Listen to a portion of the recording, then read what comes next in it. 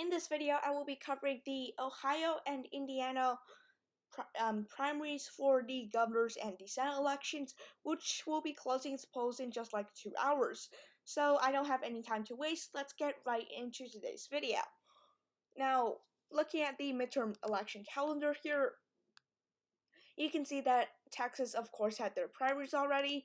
We now have Indiana, Ohio, and next week we'll have Nebraska and West Virginia. And then in May 17th, we have Idaho, Kentucky, North Carolina, Oregon, and Pennsylvania. So the list just goes on, but yeah. Anyways, looking at this, we're going to start with the Indiana Senate election primary. We don't really need to talk much about that. We do not have a governor's primary in this race in this election year because in this election cycle there is no gubernatorial election in the state of Indiana, but the Senate, there are only these two candidates, Todd Young and this Democrat here. They are basically presumptive because they don't have any primary challengers against them. They're going to get 99% of the vote. There could be some write-ins, but whatever. Yeah, both of them are just going to win. Basically, both of them get 99% vote. I'd say 100%, other than maybe a few write-ins. Now let's start analyzing the Ohio races, which will be much more interesting. First up, we have the Ohio Senate election primary in the state of Ohio. Ohio is a more competitive state compared to the state of Indiana, but we know that it is likely going to get a Republican. I would have the Republicans winning this race by 10 points, maybe slightly higher than that, depending on the candidate. Now, on the Democratic side, we know it's going to be Tim Ryan, honestly. Look at this. I don't even know who his opponent is. I just know that she's progressive. That's the only thing I know about her. So yeah, she's not going to win. If I don't know anything basically about she is just not going to win. Alright, so yeah. Now, just looking at the Republican primary, though, this is much more interesting. We have State Senator Matt Dolan. We have former State Treasurer Josh Mandel. We have Jane Timken. And we have J.D. Vance. So, looking at them, this basically tells you what their jobs are, what they are employed to, and yeah. Looking at this, there's a long list of declined candidates, and there's quite a few candidates that have announced, and boy, is this primary going to be very close. Looking at this, there have been a lot of endorsements, of course, the most notable being Donald Trump's endorsement as the 45th president and the president who served from 2017 to 2021. So yeah. Looking at the polls here, you can see that this line is undecided. Of course, that's going to be dropping as we get closer to the election. Looking at Josh Mandel, he has been very steadily in the lead right until about 2 weeks ago, in which J.D. Vance actually overtook him, and right now it looks like Matt Dolan's actually ahead of Josh Mandel on this polling graph, and that is very interesting. Look at this, Matt Dolan is at 21.5% of the vote, Josh Mandel's at 22.5%, and J.D. Vance is at 26%. Mike Gibbons could have a chance.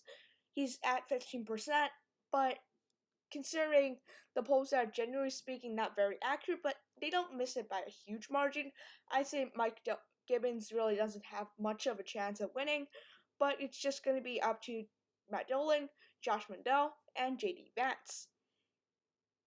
And yeah, so looking at this is the hypothetical polling, so this is not the end result here, this is just a polling here. On this one, it does have J.D. Vance ahead by just 4,000 votes, so you can see it is going to be going down right to the wire here in the results here. Looking at the polls here, you can see that Josh Mandel was ahead for much of the campaign until Bernie Monroe, who is garnering about 5% on the polls, decided to drop out, and Mike Gibbons had a lead for a little bit in most of the polls, and now J.D. Vance is leading in the latest 6 polls. He is leading in 5, and Matt Dolan is leading in 1. But really, this poll doesn't seem very accurate, as this is some kind of Democrat internal, and really, he is only ahead by 1. And there's so much undecideds that it is kind of untrustworthy. So yeah. And yeah. This is my analysis of the Senate election primary in the state of Ohio. Now let's move on to the governors. Now, if you want my prediction, stick to the end of this video because I'm not going to reveal it right now. For the Ohio governor's election, the incumbent governor is Mike DeWine here. Now, in Ohio, we have an open race, so there is no incumbent here in this race, but for the race in the governor's election, we do have an incumbent being Mike DeWine. You might be like, well, if there's an incumbent, why is this race even contested? Well, Mike DeWine has gotten a lot of trash and things like that from more conservative, Make America Great Again Republicans that, again, his mask mandates and things like that could be pretty similar to some other Democratic governors, and that's really holding back a lot of Trump supporters to vote for Mike DeWine, and that's why he has two challengers, Jim Renacci and Joe Blystone. There are some other candidates such as Ron Hood, but really they don't stand much of a chance, if at all. I mean, there's only 4.5% of candidates in the others here. So yeah, you can see that polling does have Mike DeWine up 17 points, but when you're an incumbent, you should be doing better than that.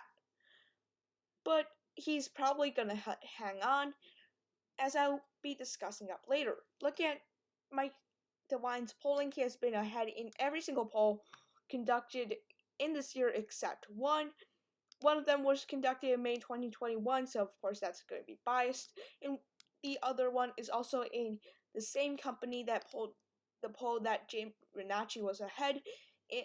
So these two polls, they were conducted by the same company and were conducted a long time ago.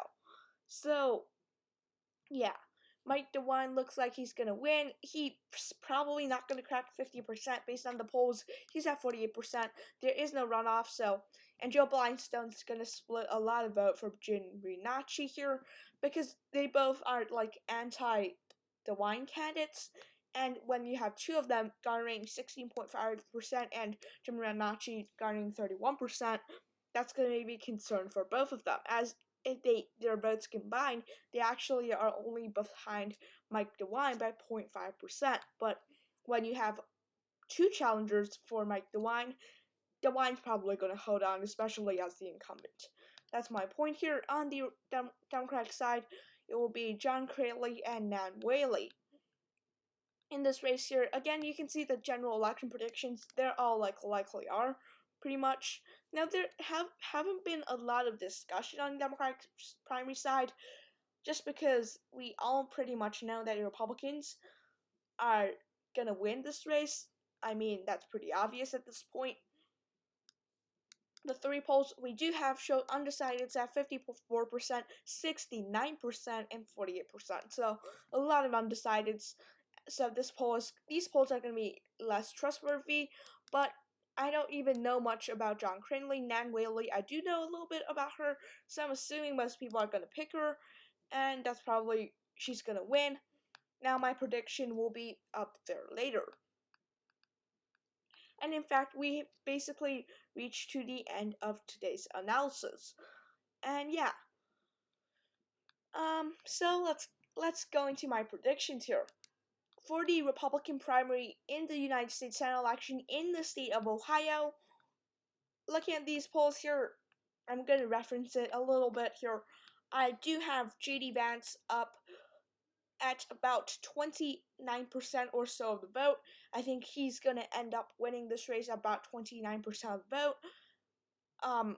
Second place, although right now Matt Dolan's actually ahead of Josh Mandel, I think Josh Mandel still wins with maybe 22-23% of the vote. Matt Dolan probably gets about the same.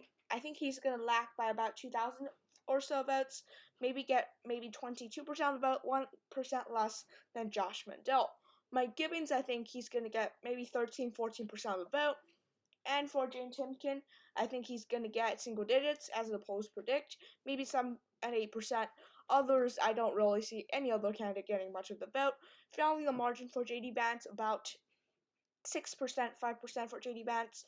Maybe about 10,000, 12,000 votes in favor of J.D. Vance. And this has been a pretty dramatic change from my earlier perception of this race when Josh Mandel was leading in practically speaking every poll, but right now we have the new polling results, and it does show J.D. Vance ahead, so I have changed my prediction quite drastically. In the Ohio governor, let's just go to the Senate election primary on the Democratic side. We all know who's going to win this, alright, Tim Ryan. I think he's going to get 95% of the vote. I think Warren Harper's probably gonna get 3%, and then just Tracy Johnson guy's gonna get 1%. Sorry, but he's just not gonna win. Come on. And the polling, there's a lot of undecided, so we're just not gonna take a look at that really.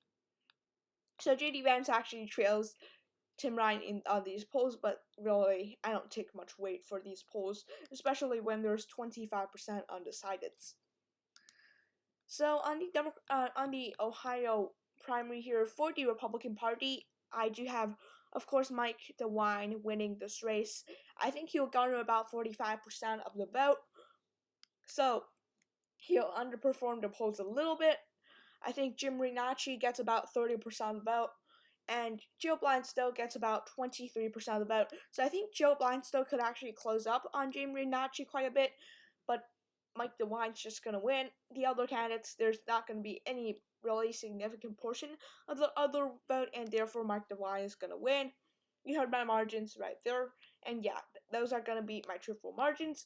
Going to the Democratic primary on the Ohio governor's elections. Again, looking at some of these, looks like Nan Whaley's probably going to win. Sherrod Brown has endorsed Nan Whaley, and that is the only large name really on basically all of these endorsements, because I don't really know much of them. The only person I think I've known is Sherrod Brown. The other people I don't think I know a single one of them, Lamau. Anyways, looking at the Democratic primary, I think Nan Whaley's probably going to win with 60% of the vote. John Cranley about 40%. This margin of error, I'm going to put the margin of error on this prediction. On the other predictions, I'm going to have a margin of error of about 4%, but on this specific prediction, I'm going to have my margin of error at 8%, because this one, just the undecided vote, come on, I can't really predict how it's going to go. I predict 67% for Nan Whaley, 33% for John Cranley. Why? Well, it's very difficult to give an explanation here. There's just so many undecideds, but given that I don't even know who's John Cranley, I just don't think he's gonna win. Alright? So yeah, the independents, really, I don't really care because they're not gonna get any votes. And yeah, so this concludes my video. Thanks for watching today's video. Be sure to like and subscribe to my YouTube channel. Some of you are unsubscribing, which is sad. So be sure to subscribe to my YouTube channel. Thanks for watching, and have a nice day. Bye!